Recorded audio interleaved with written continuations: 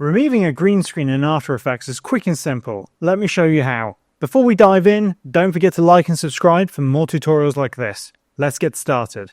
First, import your green screen footage into After Effects and drag it into a new composition. Make sure the layer with the green screen is selected in the timeline. Now, go to the Effects and Presets panel on the right side of the workspace and look for key lights. If you don't see the panel, go to the top menu, click Window, and ensure Effects and Presets is checked.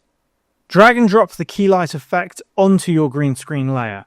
In the Effect Controls panel at the top left, look for the Screen Color option in the key light settings. Click the color picker next to it. Then, click on the green screen area in your footage. This will remove most of the green screen background straight away.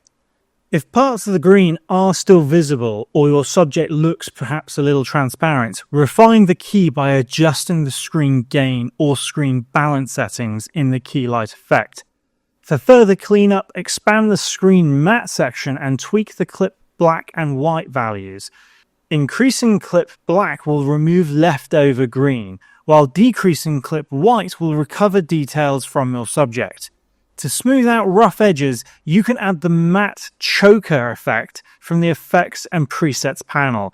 Adjust the choke matte and soften matte sliders to create a cleaner edge around your subject.